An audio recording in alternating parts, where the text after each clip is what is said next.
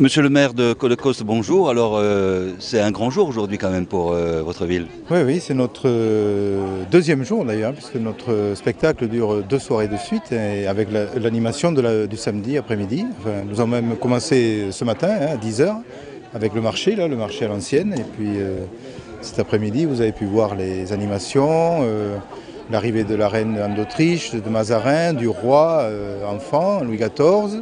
Les démonstrations d'escrime, la confrérie du Brûlois, voilà.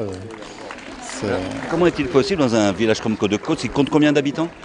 Nous avons 1007 habitants actuellement, officiellement, donc nous sommes vraiment très heureux d'avoir dépassé 1000 habitants, puisque c'était à peu près le chiffre de population que nous avions en 1652, avant le siège, puisque après le siège, bien sûr il y a eu des gens qui ont été massacrés quand les troupes du prince de Conti sont rentrées dans le village.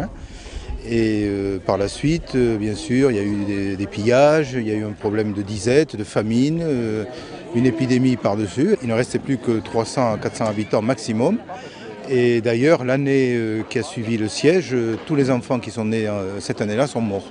Dans les registres paroissiaux, c'est vraiment... Donc il y avait une grosse famine, une grosse misère. Voilà, c'est ça. Alors comment vous faites pour revenir au plan d'aujourd'hui, au plan actuel, comment vous faites pour fédérer quand même tout un village? Tout le monde est là, non? Écoutez, moi qui suis donc le maire du village, donc moi mes trois priorités c'était donc la bonne santé de l'école, la vitalité des associations et puis notre patrimoine, le mettre en valeur. Et là ce spectacle c'est la réunion au moins de deux choses, c'est-à-dire toutes les associations qui se sont fédérées entre elles pour faire ce spectacle. C'est plus de 150 bénévoles, de toutes les associations confondues, hein, et l'association du patrimoine pour faire revivre notre patrimoine à travers de son histoire. C'est pas la première fois que vous faites Cálida Costa. C'est la 5e année. 5e année consécutive alors. Oui, oui.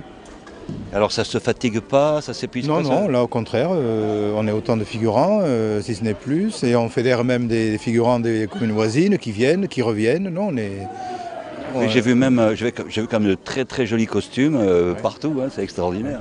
Alors les costumes sont fabriqués, ont été fabriqués certains par une association du village, les Petites Mains, qui sont des dames qui font de la couture.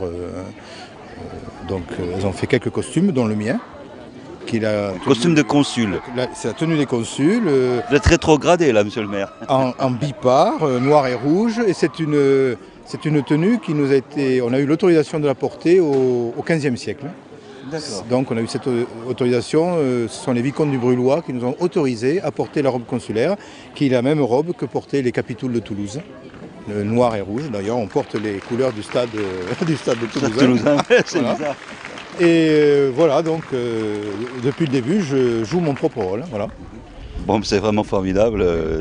Docteur Plot, merci beaucoup. Avec plaisir. Et puis bon, je vais montrer quelques images de cette fête. C'est la première fois que Network Visio vient ici. Donc je vais montrer les images et puis on va montrer ça à tous les visionnaires de Network Visio. Merci. Merci monsieur le maire. Merci beaucoup. Bonne soirée. Merci. Au revoir. Merci beaucoup.